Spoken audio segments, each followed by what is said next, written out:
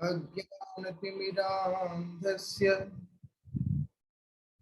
ज्ञानाञ्जनशलाकया चक्षुरुन्मीलितं येन तस्मै श्रीगुरवे नमः। नमः ओं विष्णुपादाय श्रीगौरप्रियमूर्तये श्रीमते भक्तिवल्लभ तीर्थगोस्वामिने नमः। यतीन्द्रियनमस्तुभ्यं गौरकृष्ण प्रियात्मने रूपानुगगतिज्ञाय गुरुदेवाय ते नमः। पतित पावन परम करुणामय परमाराध्यतम श्रील गुरुदेव नित्य लीला प्रविष्टो विष्णुपाद परमहंस परिव्राजकाचार्य अष्टोत्तर शतश्री श्रीमद श्रील भक्ति वल्लभ तीर्थ गोस्वामी महाराज जी के अभय चरण में असंख्य कोटि साष्टांग दंडवत प्रणाम करते हुए उनकी अहेतु की कृपा प्रार्थना करता हूँ। परमाराध्य श्री गुरुपाद पद्म की महती कृपा से हम लोग इस महान चर्चा को करने का सौभाग्य प्राप्त कर रहे हैं, जो कि श्री दास गोस्वामी जी के द्वारा विरचित उपदेशित श्री मनस शिक्षा। उसी क्रम में चतुर्थ श्लोक का चर्चा हम लोग कर रहे थे, जहां पर श्री दास गोस्वामी जी महाराज हम लोगों को असद वार्ता को लेकर के भी और उसके बाद मोक्ष की जो कामना, विशेष करके सायुज्य मुक्ति की कामना को लेकर के भी हमें उन्होंने कृपा किया। अभी आगे वो बतला रहे हैं कि क्या बोल रहे हैं। यहाँ तक कि वैकुंठ जगत के अंदर जो ऐश्वर्य प्रधान जो स्वरूप है श्री लक्ष्मी नारायण का, उनके प्रति भी तुम्हारी आसक्ति, तुम्हारा अगर समर्पण है, वो भी वास्तविकता में ठीक नहीं है। कारण क्या है? उनकी आराधना खराब है ये बात नहीं है, लेकिन जिस तरीका से उनका सेवा किया जाता है वो भी वास्तविकता में दास गोस्वामी जी महाराज बोलते हैं इतनी प्रीतिजनक नहीं है, उतनी प्रसन्नताजनक नहीं है। कारण क्या है? वो बोलते हैं अगर किसी व्यक्ति को श्री लक्ष्मी नारायण का सिद्धि होता है, उसको 4 प्रकार का मुक्ति प्राप्त होते हैं, मोक्ष प्राप्त करते हैं। यद्यपि ये 4 प्रकार के मुक्ति ब्रह्म में विलीन होने से तो बहुत ही उत्तम है, लेकिन जब बात शुद्ध भक्ति का आता है, जब बात ब्रज प्रेम का, प्रेममयी प्रणयमयी आराधना का आता है श्री राधा कृष्ण का, तब उसके लिए ये भी विशेष गुरुत्व नहीं रखता है। जिस प्रकार से हमने पूर्व में ही चर्चा किया, सब कुछ मीठा के अंदर ही आता है। गन्ने का रस, उसके बाद गुड़, और उसके बाद शर्करा,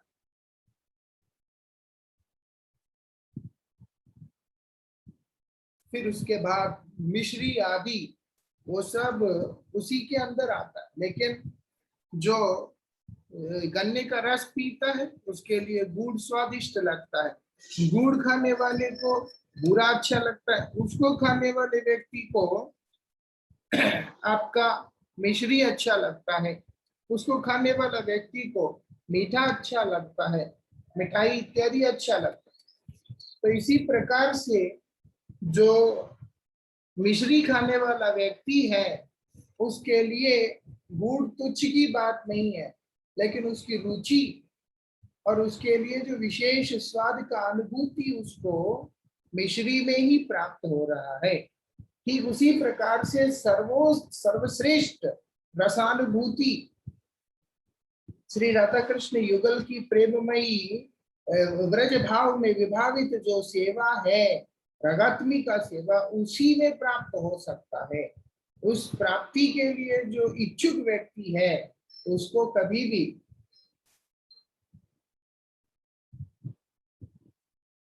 किसी भी प्रकार का ये ऐश्वर्यमयी सेवाओं में फंसकर रह नहीं जाना चाहिए। इसका अभिप्राय ये है। अक्सर सोचते हैं कि शायद लक्ष्मी नारायण की सेवा का यहाँ पर निंदा किया जा रहा है, लेकिन ऐसी बात नहीं है। यहाँ अभिप्राय है कि इसमें भी प्रधान क्या है, ऐश्वर्य भाव में इस सेवा में प्रधान क्या है कि स्वसुख वांछा ही है। वहां पर ऐसा नहीं है कि इष्ट देव का प्रीति के लिए ही सब कुछ हो। जो हो यहाँ पर बोलो 4 प्रकार का मुक्ति जो प्राप्त होता है वो वास्तविकता में लाभदायी नहीं है। आगे श्री रूप गोस्वामी पाद क्या बतला रहे हैं, अत्र त्यज्यत यैवोक्त मुक्तिम पंच विधापि चेत् सालोक्यादि तथाप्यत्र भक्त्या नाति विरुध्यते। क्या बोल रहे हैं यहाँ पर, उपरोक्त प्रमाणों से यद्यपि 5 प्रकार की मुक्तियां ही त्याज्य है, क्योंकि भक्ति 5 प्रकार की मुक्तियों में से किसी को भी नहीं चाहता है, फिर भी साहित्य को छोड़कर वो बोलते बाकी 4 प्रकार की जो मुक्तियां हैं वो भक्ति की अत्यंत विरोधी नहीं है। इसीलिए अगर किसी को सामीप्य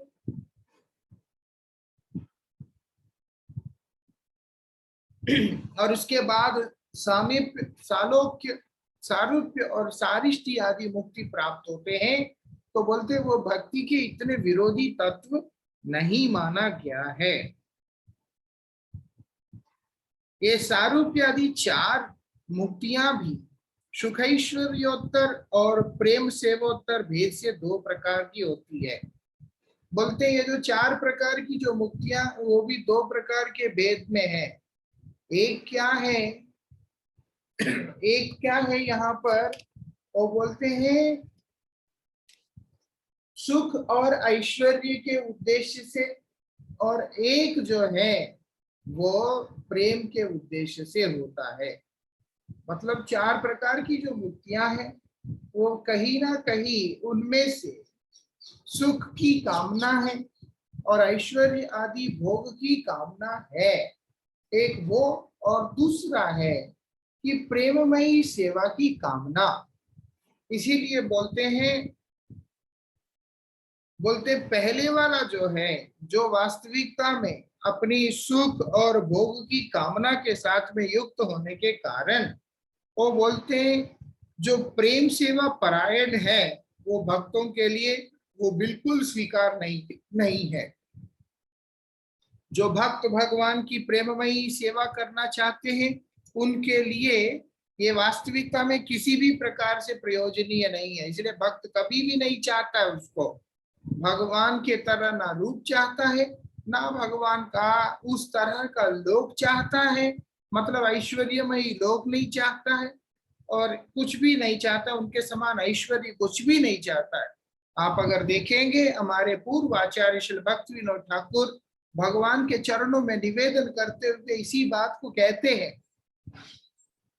बोलते प्रभु तव पदयुगे मोर निवेदन, नाही मांगी देह सुख विद्या धन जन।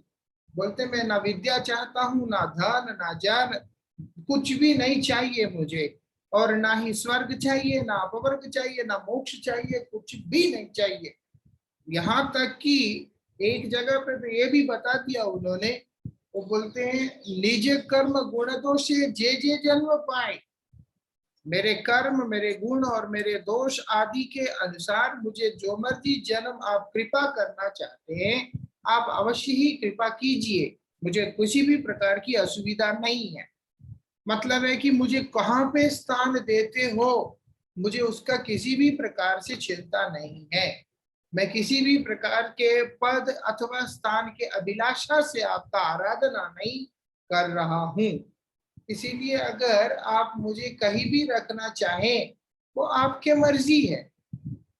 आप मुझे कहाँ रखना चाहते हैं, ये नहीं कह रहा कि मुझे आप अपना धाम बुला लो, लेकिन एक प्रार्थना मैं अवश्य करता हूं, मेरे हृदय में सदा सर्वदा के लिए आपके पाद पद्म में रति अवश्य हो, इसके एकमात्र कामना मैं जरूर करता हूं। हमेशा इस चीज को हमें ध्यान देना होगा। वो लोग किसी प्रकार के मोक्ष को नहीं चाहते। इसीलिए यहाँ तक कि वृत्रासुर ने भी ये बात स्पष्ट शब्दों में कह दिया, बोलते ना मुझे किसी भी प्रकार का मोक्ष चाहिए, ना मुझे योग सिद्धि चाहिए, ना कुछ भी नहीं चाहिए। और बोलते ना स्वर्ग चाहिए, ना नरक चाहिए, कुछ भी नहीं चाहिए।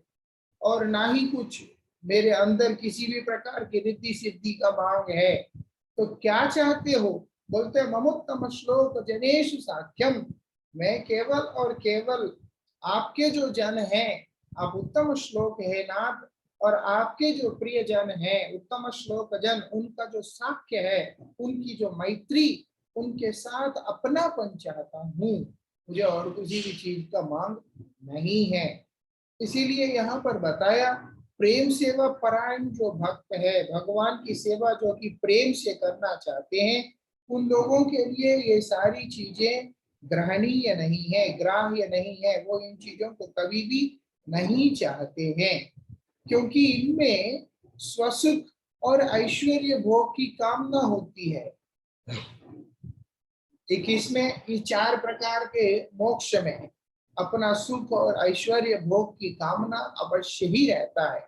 दूसरे प्रकार की प्रेम सेवोत्तर मुक्ति को कोई कोई भक्त ग्रहण करते हैं, ऐसा सुना जाता है।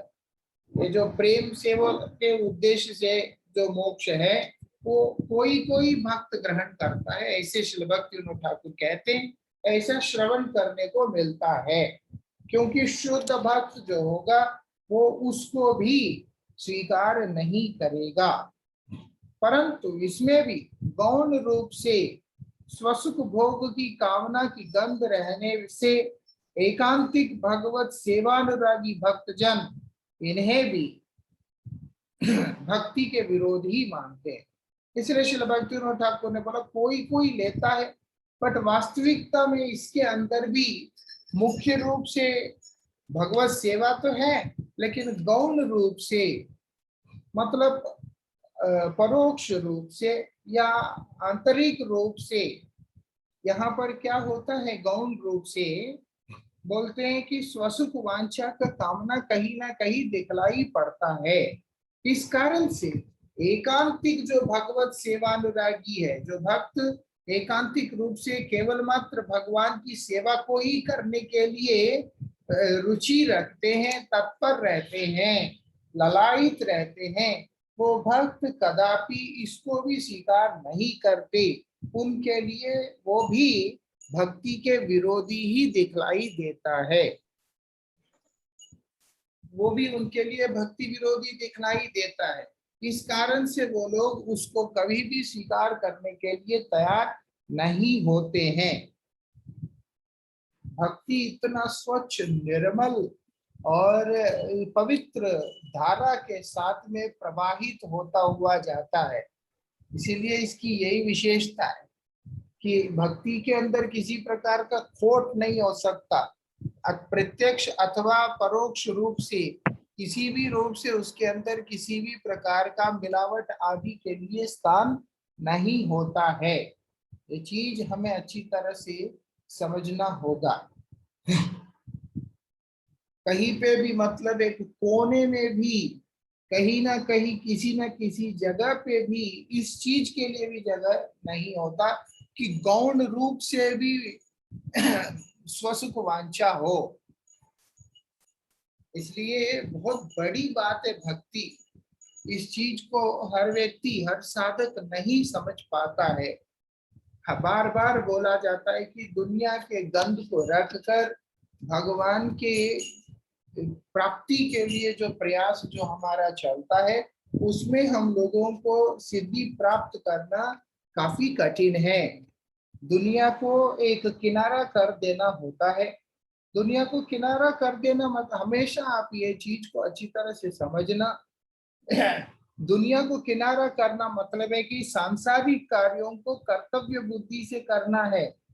किसी भी व्यक्ति को कोई भी कंपनी से प्यार नहीं होता, उसको सिर्फ अपना परिवार का देखरेख आदि और उसका उन्नति और उसका तनख्वाह, इन्हीं चीजों के ऊपर उसका ध्यान रहता है। कोई अच्छा पैकेज मिलता है तो आदमी चाहे 10 साल काम किया हो फिर भी दूसरे जॉब में स्विच कर जाता है। वहां पर अगर इतने साल काम किया, इतने लोगों के साथ में मिला, कोई अनुराग क्यों नहीं हुआ? क्योंकि पहले ही दिन से उसको प्रेम उस कंपनी में अथवा वहां के किसी भी व्यक्तियों में नहीं था। उसका उद्देश्य अलग था, उसका जो प्रयास भी अलग था, सब कुछ अलग ही था। इसी प्रकार से भक्ति साधन करने वाला व्यक्ति भी दुनिया में है तो ठीक है, दुनिया को देखने, क्योंकि ये संसार के अंदर व्यवहारिकता होना जरूरी है, नहीं तो ये देह को निर्वाह कर पाना संभव नहीं है। इसीलिए इस संसार में रहने के कारण ये शरीर को निर्वाह करने के लिए आवश्यक व्यवहार जो कुछ भी है उसको करना पड़ता है। लेकिन व्यवहार के प्रति आसक्त होने पर भगवान के प्रति हमारा अनुराग कभी भी नहीं हो सकता है। जब भगवान के प्रति अनुराग नहीं हुआ तो हमारा परम मंगल कभी भी नहीं हो सकता। लोग इस संसार के अंदर उतर के उसकी गहराई में इतना ज्यादा डूब जाते हैं कि इसी संसार की क्रियाओं से सुखी होते हैं अथवा यही संसार की क्रियाओं के द्वारा दुखी भी होते हैं। ये संसार के अंदर कोई भी वस्तु वास्तविकता में न सुखी होने के लिए है न दुखी होने के लिए है। भगवत गीता जी के अंदर भगवान हम लोगों को बड़े ही स्पष्ट शब्दों में बोलते हैं, अव्यक्तादीनि भूतानि व्यक्तमद्यानि भारत अव्यक्त निधनान्येव तत्र का परिदेवना। मतलब है कि एक प्रज्ञावान व्यक्ति, एक बुद्धिमान व्यक्ति जो उसके जीवन में एक समय में अव्यक्त था, जो कि काल क्रम में व्यक्त हुआ, पुनः किसी कारण से अव्यक्त होगा। इस प्रकार से व्यक्त अव्यक्त होने वाले व्यक्ति और परिस्थितियों के प्रभाव को लेकर कदापि विचलित नहीं होगा।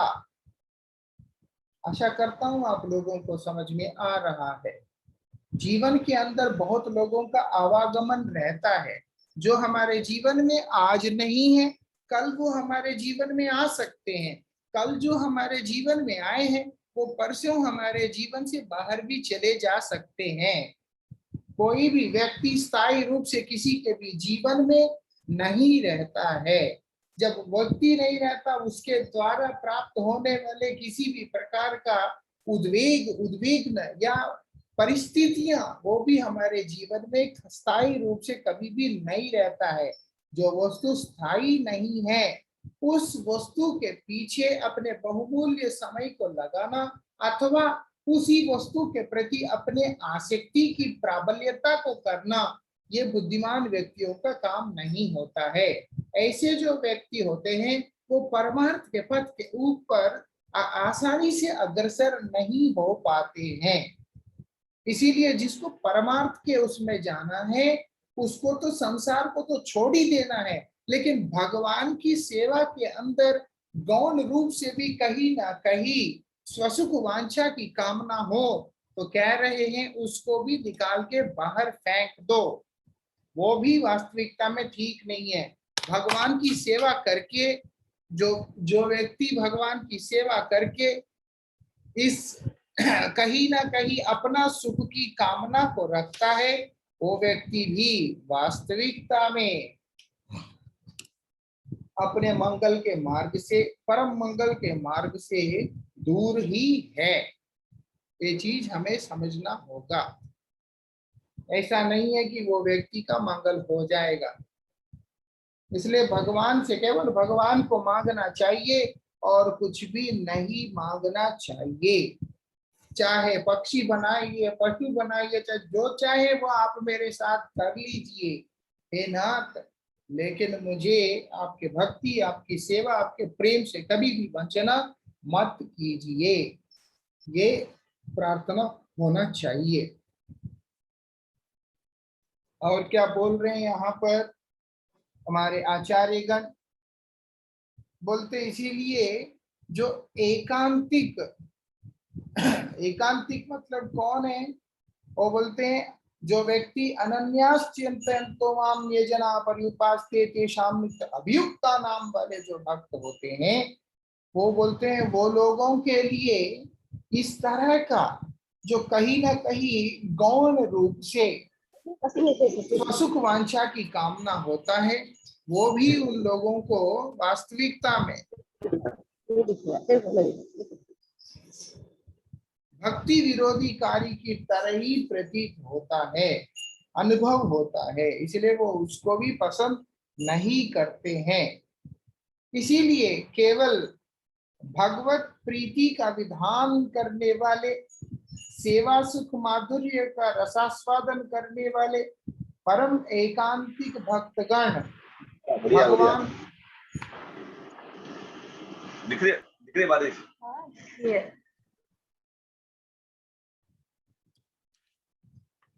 क्या बोल रहे हैं यहाँ पर?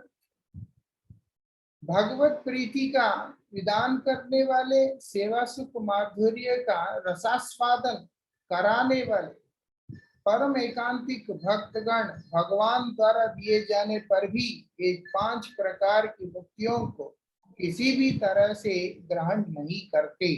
स्वयं भगवान भी ये मोक्ष अगर भक्तों को दे देते हैं तो भी भक्त इस मोक्ष को ग्रहण नहीं करते हैं।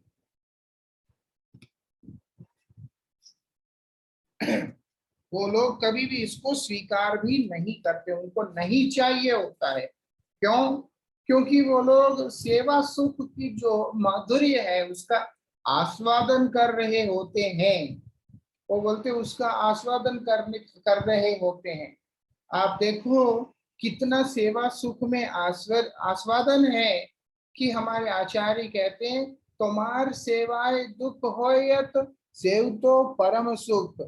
आपकी सेवा में अगर दुख भी हो रहा है, वास्तविकता में है नाथ वो दुख नहीं है, वो परम सुख है। उस सेवा के अंदर इतना आनंद आता है।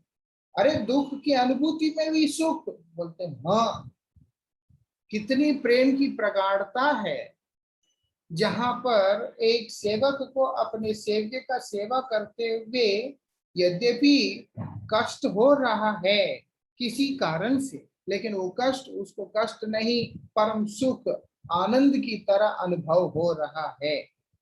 इसलिए बताया वहां तुम्हार सेवाए दुख होए तो सेव तो परम सुख, सेवा सुख दुख परम संपद। वास्तविकता में सेवा करते हुए प्राप्त होने वाले सुख और दुख दोनों ही परम धन है।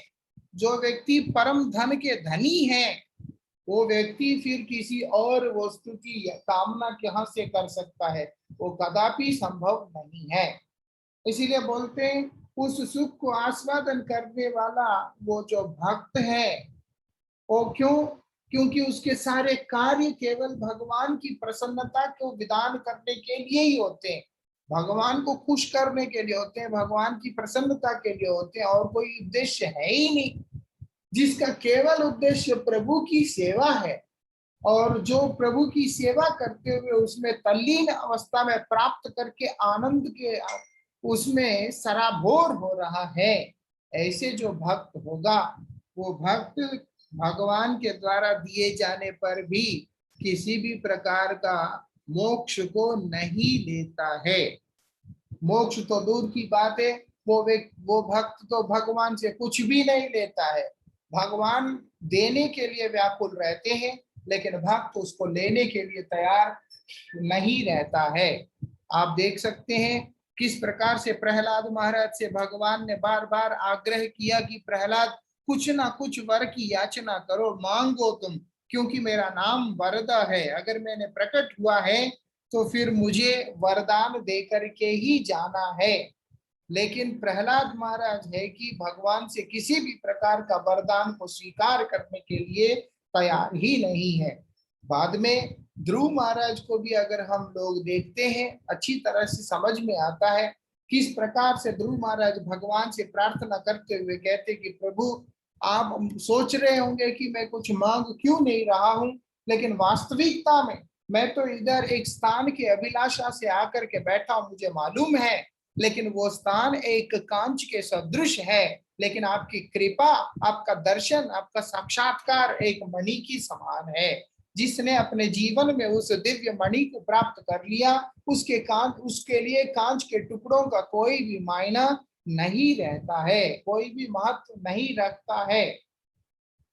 इसी प्रकार से जो भगवान की सेवा रूपी मणि को जिसने प्राप्त कर लिया, जिसने सेवा का सुख रूपी उस मणि को प्राप्त कर लिया, और जिसने भगवान की प्रसन्नता को विधान कर लिया, ऐसे जो परम भागवतोत्तम भक्त जो होते हैं, वो लोग कभी भी भगवान के द्वारा दिए जाने पर भी कोई भी वस्तु को नहीं स्वीकार करते हैं, वो नहीं लेते, उनको नहीं चाहिए, उनको चाहिए ही नहीं, उनको ऐसा नहीं, मुझे इसकी आवश्यकता ही नहीं, मुझे क्या चाहिए, मुझे सिर्फ और सिर्फ आपका सेवा चाहिए और कुछ भी नहीं चाहिए, आपका प्रेम चाहिए बस, और कुछ भी नहीं चाहिए, आपके श्री चरणों में स्थान चाहिए और कुछ भी नहीं चाहिए। यही वहां की विशेषता है जो हम लोगों को समझना होगा। ऐश्वर्य में स्वसुख वांछा है, लेकिन माधुर्य में केवल इष्ट सेवा है और कुछ भी नहीं है। इसीलिए ब्रजवासी जितने भी हैं वो सब स्वसुख वांछा से रहित, अपने प्रीतम श्याम सुंदर की सेवा के अतिरिक्त उनके जीवन का कोई अन्य उद्देश्य ही नहीं है। लेकिन अगर हम देखते हैं द्वारिका के अंदर ये भाव नहीं है पूर्ण रूप से, क्यों? वहां ऐश्वर्य प्रधान है। अभी अगर हम लोग विचार करते हैं, भगवान श्री श्याम सुंदर एक समय इस प्रकार से अभिनय करते हैं कि मानो उनके माथे पर भीषण यंत्रणा है, उनके सिर में बहुत तेज दर्द है, और भगवान नारद जी से कह रहे हैं, नारद जी से क्या कह रहे हैं कि देखो मेरे सिर में तेज दर्द है, अगर कोई भी भक्त अपने पदधूलि से मुझे वो कर सकता है, दे सकता है, दान कर सकता है, तो मेरा सिरोभार कम हो जाएगा। भगवान को सिरदर्दी कैसे हो सकता है? लेकिन लीला के लिए भगवान जब इस बात को वहां पर बतला रहे हैं, नारद गोस्वामी महिषियों के पास जाकर उनसे प्रार्थना करते हैं कि आप अपना चरणों का धूलि प्रदान करें। नारद स्वयं भगवान के ऐसे महाभागवतोत्तम भक्त है, लेकिन स्वयं वो भी उस चरण धूलि को दे नहीं पाए। और जब महिषियों के पास जाके उनसे निवेदन किया चरण धूलि के लिए, तो महिषियां भी उस चरण धूलि को देने के लिए इनकार कर देती है। क्यों? उन सबको ये भय है कि हमको नरक में जाना पड़ेगा हमारे प्रभु की सेवा, अगर माथे पे अगर हम लोग अपने चरणों का धूल देते हैं, जहां ऐश्वर्यमय सेवा है वहां पर इस प्रकार का भय रहता है। यहाँ पर मैं कहीं नरक ना चला जाऊं, इस प्रकार का जो भय जो दिखलाई दे रहा है, ये शुद्ध भक्तों के अंदर, वो गोपियों के अंदर, रागात्मिका भक्तों के अंदर, ब्रजवासियों के अंदर ये भाव कभी भी नहीं होता है। वही आप देखेंगे जब नारद महर्षि चलते हुए भ्रमण करते हुए ब्रजधाम के अंदर आते हैं, और गोपियां सब नारद जी से श्री कृष्ण के कुशल संवाद के बारे में पूछती है। जब श्री कृष्ण उस कुशल साधना के नारद जी जब श्री कृष्ण के बारे में बतलाते हैं, तो उस समय उन्होंने इस बात को बतलाया कि क्या कहूं, सब कुछ तो ठीक है, लेकिन प्रभु के माथे के ऊपर भीषण यंत्रणा है, भीषण यंत्रणा है। साथ साथ कुछ गोपियां मूर्छित हो जाती है। क्यों? इष्ट है, प्रीतम है, और उनकी कष्ट की बात सुन करके जीवन को धारण कर पाना वो साधारण बात नहीं है। जो अन्य गोपियां हैं वो वहां उनसे प्रश्न करती है कि हे नारद, हे महर्षि, इसका उपाय क्या है, इसका उपशमन क्या है, क्या लगाने पर गोविंद को विश्राम होगा। तो नारद महर्षि कहते, यदि कोई उनका भक्त उनके चरणों का धूल ला करके दे दे, उसी समय वो लोग देखते कि हे नारद, आप भी तो भक्त हैं, आप ही अपना चरणों का धूल दे सकते हैं। जो हो साथ साथ सभी गोपियां अपने अपने चरणों के नीचे से धूल उठा उठाकर वस्त्र में लपेट कर नारद महर्षि को दे रहे हैं। नारद जी उनसे पूछते हैं कि गोपियां, अगर आपके चरणों का धूल श्याम सुंदर के माथे के ऊपर लगेगा तो आपको नरक जाना पड़ सकता है। तो गोपियां वहां पर नारद महर्षि से कहती कि नारद, आप नरक का भय हमें दिखाते हैं, श्याम सुंदर के एक पल की संतुष्टि के लिए हम लोग अनंत काल के लिए भी जाकर नरक में वास करने के लिए तैयार हैं। ये जो भाव है, ये सर्वोत्तम भाव है। ये प्रेम जो है, ये सर्वोत्तम प्रेम है कि मैं अपने प्रीतम के लिए, मैं अपने प्रभु के लिए एक जन्म नहीं, अनंत जन्मों के लिए भी नरक में जाकर के वास करने को तैयार हूं। ये जो भाव है आपको अन्य कहीं पे ऐश्वर्यमयी स्थानों में, ऐश्वर्य प्रदान स्थानों में नहीं मिलेगा। आप देखेंगे द्वारिका में श्री कृष्ण, यद्यपि राजा तो उग्रसेन है, फिर भी श्री कृष्ण को ही द्वारिकाधीश मानकर श्री कृष्ण की सेवा परिचर्या महाराजा की तरह किया जाता था। लेकिन वही श्याम सुंदर जब श्री धाम वृंदावन में है, ब्रजधाम में है, वहां पर श्री कृष्ण के सखा उनके साथ जिस प्रकार के वार्तालाप करते, जिस प्रकार का भाषा प्रयोग करते हैं और जिस प्रकार का आचरण उनके साथ में करते हैं, वो हमारी कल्पना से ही परे है। लेकिन श्याम सुंदर को वो ऐश्वर्यमयी भाव उतना पसंद नहीं है जितना कि उनको ये माधुर्यमयी भक्तों का संग उनको पसंद है। हमारी सेवा, हमारी समाराधना उस स्तर का हो जहां पर श्याम सुंदर की प्रसन्नता हो। इसीलिए आप देखेंगे पूरा साल श्रीमंदिर में रह के जगन्नाथ उतना प्रसन्न नहीं होते जितना रथ यात्रा से लेकर के पुनर्यात्रा के मध्य में होते हैं। क्यों? क्योंकि स्नान यात्रा से लेकर के उनका सेवा का सारा भार केवल उनके जो एकांतिक भक्त है, जो कि उनके माधुर्यमयी भक्त है, उनके अनुगत्य में किया जाता है। इसलिए भगवान को वही प्रसन्नता विधान करता है और कोई भी चीज भगवान को प्रसन्नता विधान नहीं करता है। ये चीज हमें समझना होगा। ऐसे जो भक्त होते हैं, भगवान उनको कुछ भी दे देते, वो उनसे लेते ही हैं। उनका केवल प्राप्य वस्तु, उनका जो चाहत का जो वस्तु है, वो केवल और केवल गोविंद होते हैं और कुछ भी नहीं होते हैं। श्री भगवान के नाना अवतारों के ऐसे ऐसे अन्य भक्तों में भी, अनन्य भक्तों में भी नंदनंदन के जिनका मन धारण कर लिया है, वो सेवानुरक्त परम प्रेमोत्तर भक्तजन ही सर्वश्रेष्ठ है। बोलते भगवान के अनेक अवतार है, उस अनेक अवतारों में अनेक प्रकार के भक्त हुए हैं। ऐसा नहीं है कि भक्त नहीं हुए, लेकिन भगवान श्री नंदनंदन मतलब ब्रजेंद्र नंदन श्री कृष्ण चंद्र ने जिसके मन को हरण कर लिया, वो सेवानुरक्त, वो बोलते जो ऐसे सेवा में, उनकी सेवा में अनुरक्त परम प्रेम में आतुर जो भक्त है, वही सर्वश्रेष्ठ भक्तों की गणना में गिना गया है। जितने भी भक्त हैं उनमें से श्रेष्ठ भक्त कौन है? सारे ही भक्त हैं भगवान के, सब श्रेष्ठ हैं। उस श्रेष्ठ में भी परम श्रेष्ठ कौन है? अगर उसकी गणना होता है तो नंदनंदन श्री कृष्ण चंद्र की जो भक्त हैं, उनकी सेवा में अनुरक्त जो भक्त हैं, वही वास्तविकता में श्रेष्ठ है। उनसे श्रेष्ठ और कुछ भी नहीं। आप देखेंगे श्री कृष्ण द्वारिका जाने के उपरांत भी सब समय प्रतिनित्य मथुरा मंडल की ओर मुख करके हे राधे, हे गोपी, हे कृष्ण, हे सखा बोल करके, हे माते बोल के प्रतिनित्य क्रंदन करते थे। भगवान श्री कृष्ण प्रतिनित्य हर दिन गोपियों को, ब्रजजनों को, सभी को याद कर करके स्वयं रोते हैं। भगवान जिनके विरह में व्याकुल होकर के रो रहे हैं और रोते रोते अपने आप को अधीर कर लेते हैं, भक्त भाव में भावित होकर समाधिस्थ हो जाते हैं। भक्त भगवान की भावना में भावित होकर रो रो के समाधिस्थ होते हैं।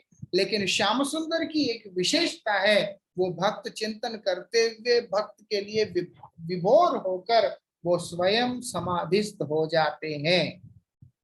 ये विशेषता, इतना बड़ा अंतर है नंदनंदन श्री कृष्ण की सेवा में। अन्य अवतारों में भक्त भगवान की आराधना करता है, आराधना करते करते करते एक समय ऐसा आता है, भगवान के विरह में कातर होके क्रंदन हो करते करते समाधि में चला जाता है। लेकिन यहाँ उल्टा होता है, यहाँ पर भगवान स्वयं भक्त के विरह में अधीर होकर स्वयं गोविंद समाधिस्थ हो जाते हैं। कई बार तो मूर्छित भी हो जाते हैं। भगवान जहां मूर्छित अवस्था को प्राप्त कर जाते हैं भक्त को याद करके, किस स्तर का वो भक्त है और कितनी गहराई का प्रेम है, वो हम लोग चिंतन कर सकते हैं। इसलिए यहाँ पर बोल दिया, नंदनंदन श्री कृष्ण जो कि माधुर्य प्रदान है। भक्त कभी भी भगवान से चमत्कार नहीं चाहते। अक्सर लोग चमत्कार देख करके प्रणाम करते हैं, नमस्कार करते हैं, लेकिन भक्त भगवान का चमत्कार नहीं चाहते, भक्त भगवान का माधुर्य देखते हैं।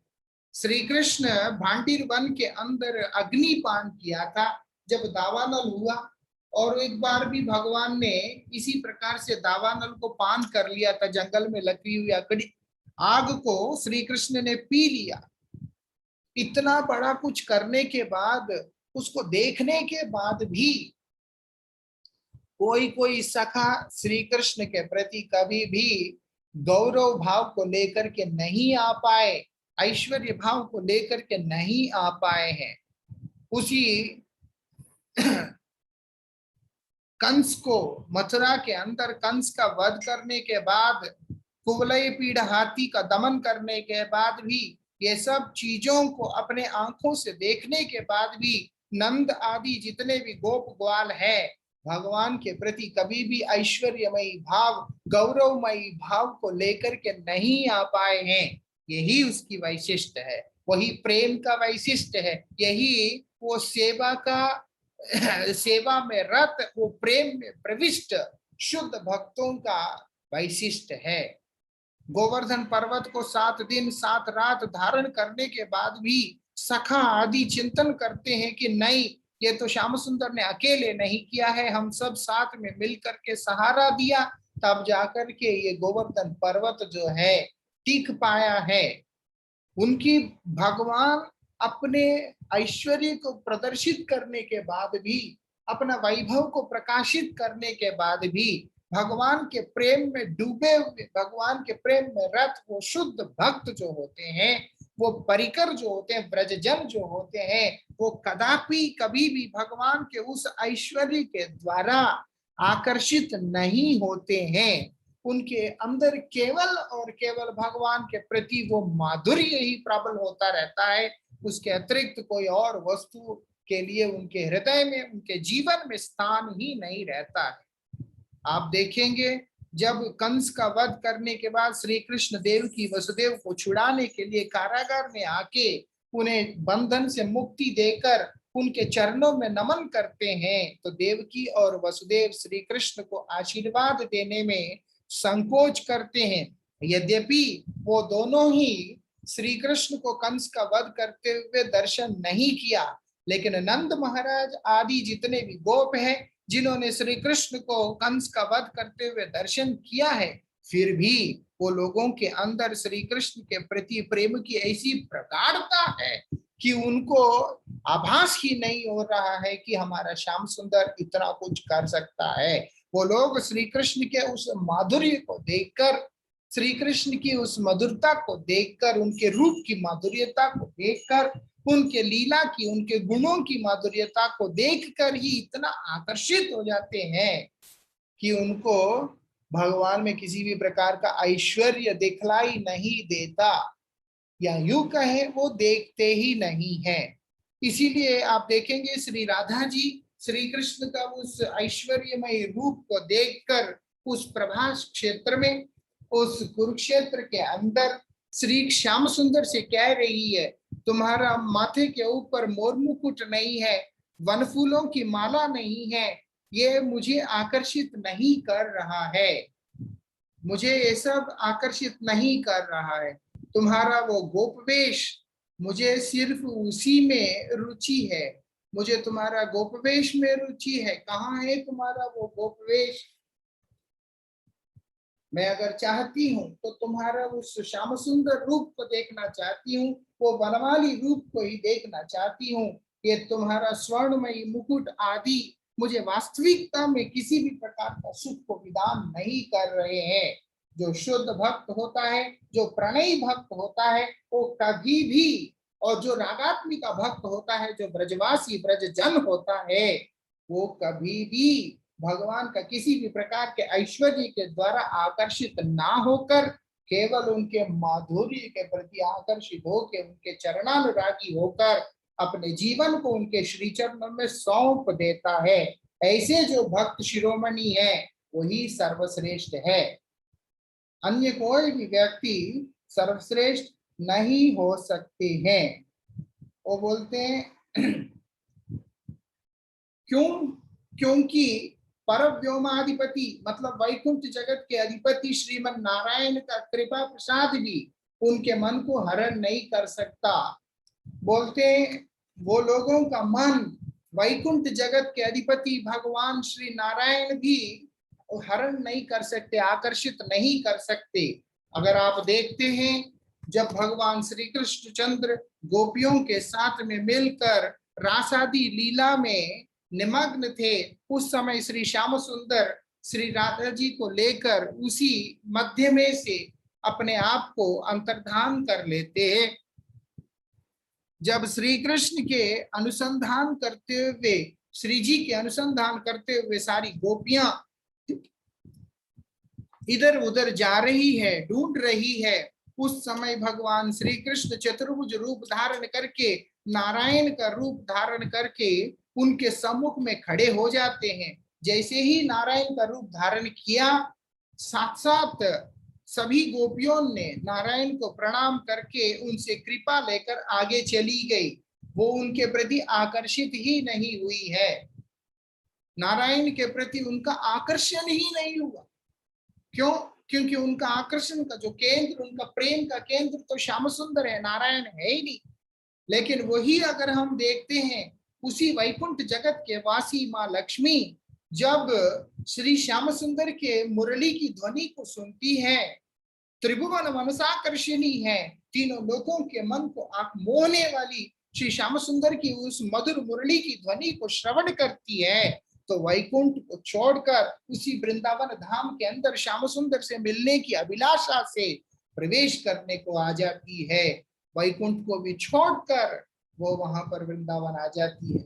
लेकिन गोपियों के अनुगत किए बिना, गोपीजनों के भाव से भावित हुए बिना कोई भी व्यक्ति, मतलब उस माधुर्यमयी भाव को लिए बिना, अपने ऐश्वर्यमयी भाव को रखकर कोई भी व्यक्ति ब्रजधाम में प्रवेश नहीं कर सकता। इसीलिए माँ लक्ष्मी बेलवन के अंदर बैठकर आज भी ब्रज की ओर मुख करके तपस्या में संलग्न होकर के बैठी हुई है कि तप से सिद्धि प्राप्त करके ब्रजधाम में प्रवेश पाने के लिए। लेकिन तप, त्याग, भोग, योग आदि से किसी भी प्रकार का सिद्धि ये प्राप्त नहीं हो सकता है। इसका सिद्धि केवल एक ही उपाय से प्राप्त हो सकता है, वो है श्री कृष्ण रस भाविता मति क्रियते वा कुतोपि लभ्यते यदि। श्री कृष्ण भक्ति से सराबोर मति अगर कहीं हमें मिल जाता है, अपने अंदर का लोभ को निवेश करके उस मति को खरीद लो। जो व्यक्ति अपने अंदर के लोभ को निवेश करके उस मति को खरीद लेता है, केवल मात्र वही व्यक्ति उस उज्जवल प्रेम को, उस महोन्नत प्रेम को प्राप्त कर सकता है, जहां पर किसी भी रूप के लिए आकर्षण नहीं हो सकता है श्याम सुंदर के अतिरिक्त, जहां पर जीवन का आधार भगवान का कोई अन्य ऐश्वर्यमयी रूप हो ही नहीं सकता है, उस परम माधुर्यमयी परम कृपामयी श्याम सुंदर स्वरूप के अतिरिक्त इसके आगे की चर्चा हम लोग कल करेंगे। अंशा कल्पतरुभ्यश्च कृपा सिंधुभ्य एव च पतितानां पावनेभ्यो वैष्णवेभ्यो नमो नमः।